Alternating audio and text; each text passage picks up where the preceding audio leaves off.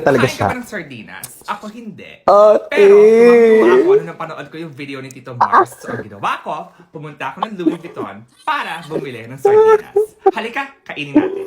Nakabahan po ako, Ate! grabe. My Aminin ko gosh! po, I am a lady of the people. Lahat naman kinakain ko. Kumakain po ako ng isaw, kumakain po ako ng kwek-kwek, kumakain po ako ng Jollibee Chicken Joy. Pero pagdating ko sa sardinas, aminin ko po talaga. This is one of the most challenging Iba na lang things i-challenge in my niyo sa life. akin. Wag na tong sardinas kasi hindi ko talaga kaya. Hindi ko kaya. Hindi ko kaya. Maayos naman siya at malinis at masarap nga daw. Pero ate, uulitin ko. So murang-mura po siya, 18,000 euros for a packet of one. Ay, nalaglag. Oh, sige. Sa euro, Tatakpa ko ilok ko, ha? meron po siyang, Para hindi ko na limited maamoy. edition. Ayan, totoo po siya. Lapag ko lang legit. to.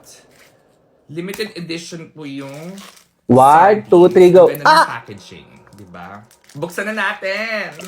Oh Isa my pa. God. Grabe, kinakabahan po. 1, 2, 3, go. Ano kaya yung amoy ng sardinas? Oh, Ang itsura ng Louis Vuitton sardines. Yung amoy po niya, parang napaka-specific talaga siya. Hindi po Tubig, siya tubig. maasim. Para siyang amoy pawis ng mga tiyanak na pamangkin. Nilagay ko po siya sa crackers kasi medyo malansa po talaga siya. Ito na, kainin na natin.